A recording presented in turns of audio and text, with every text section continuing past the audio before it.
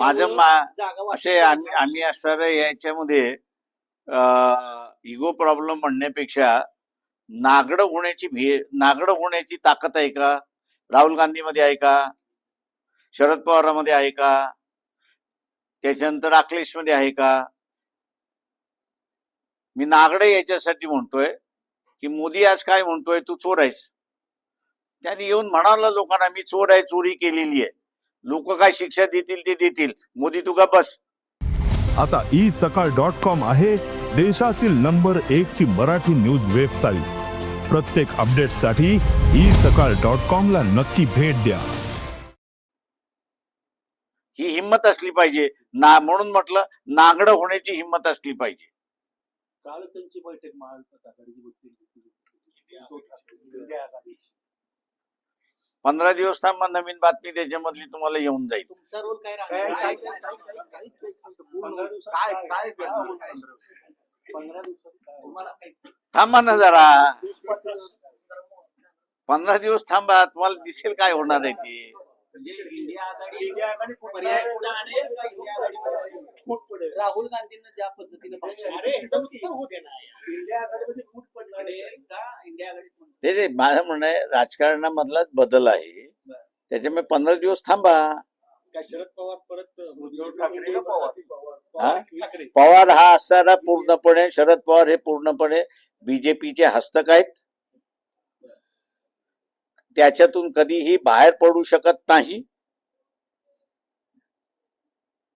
त्याच्यामुळे असणारं देश पातळीवरती माणसं खेळणारी वेगळी आहेत, तुमच्या समोर असणारी माणसं वेगळी आहेत. उद्धव ठाकरे ते मी कोणाच्या व्यक्तिगत नाव घेऊन सांगत नाही त्याच्यामध्ये, पण जी माणसं आहेत ती माणसं खेळणारी वेगळी आहेत आणि तुमच्या समोर येणारी वेगळी आहेत, एवढंच फक्त म्हणेन. म्हणजे एकदा निर्णय झाला की रिव्ह्यू पिटिशन होता, बरोबर आहे. रिव्ह्यू पिटिशन नंतर तुम्हाला असं अजून एक पिटिशन करता येतं. सुप्रीम कोर्टाच्या इतिहासामध्ये एकदाच त्यांनी असणारं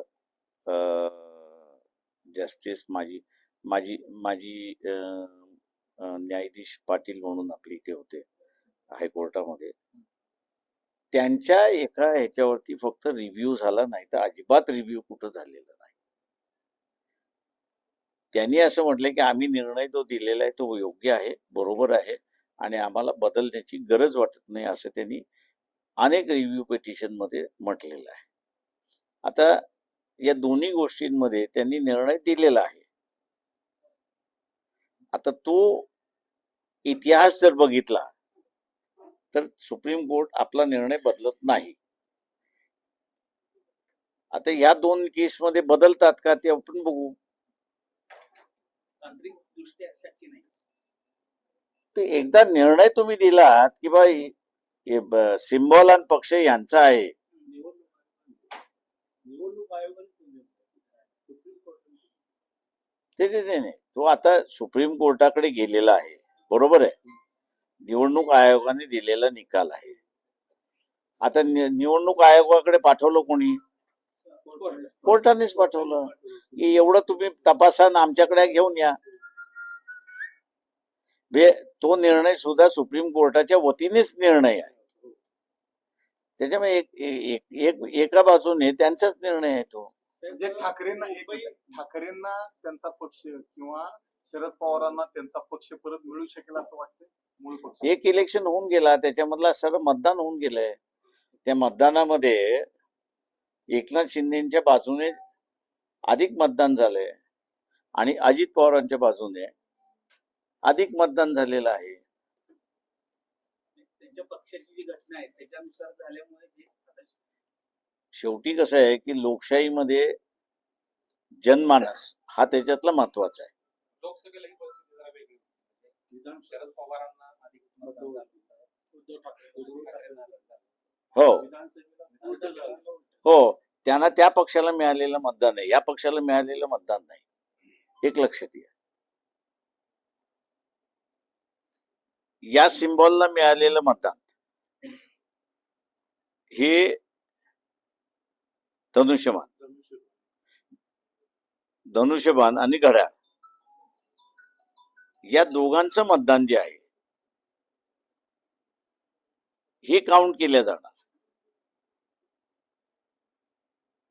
त्याच्यामुळे हा निर्णय माझ्या दृष्टीने कोर्ट बदलेल असं मला वाटत नाही. काय सांगता? ते आता दोघंही लीडर आहेत पण मास्कलेस आहेत. त्याच्यामुळे मास्क उभा करण्याचा दोघांचा प्रयत्न चाललेला आहे. म्हणजे आरक्षण हा विषयच नाही. आरक्षणाविषयी नाही आहे.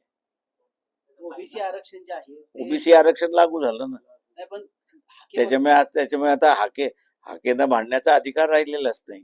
हाके म्हणतायत की ओबीसी आरक्षण जे आहे राज्यातलं ते फडणवीस, एकनाथ शिंदे आणि अजितदादांनी संपवलंय महाराष्ट्रात, असं म्हणतायत. म्हणजे कुणबीला जे दिलं त्यातून ते आरक्षण ओबीसी संपवलं असं म्हणतायत. कुणबी प्रमाणपत्र हजारो वाटली असं ते त्यांचं दावा आहे. असे ती वाटली गेली एकनाथ शिंदेच्या कालावधीमध्ये. ते आहे.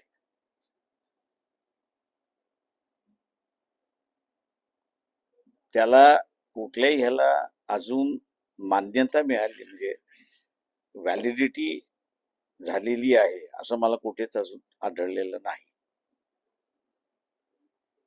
त्याच्यामुळे ओबीसीने असं वाटत असेल की आपल्या आरक्षणावरती गदा घालतंय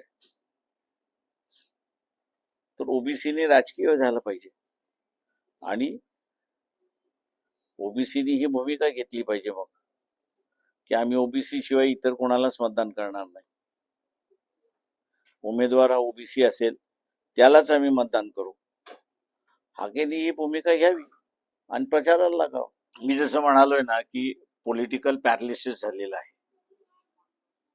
आमच्याशिवाय त्याच्या विरोधात कोणी लढणार नाही किंवा ती मागणी करणार नाही किंवा तुम्ही म्हणा ना व्हीव्हीपॅट आम्ही इलेक्शन मध्ये भाग घेत नाही.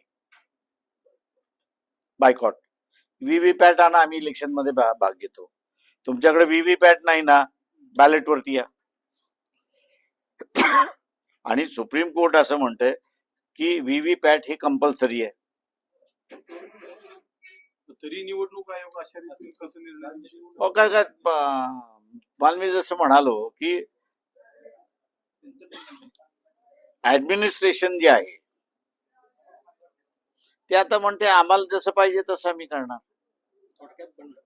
थोडक्यात बंड आहे ते. नाही, हे विरोधक नुसतेच कुठे चित्रात हे कुठे चित्रात येण्या कोण विचार येते नाही. आता एक शेवटचं आम्हाला अपेक्षा आहे 15 दिवसांनी काय घडेल, काय कळवळ. Thank you very much.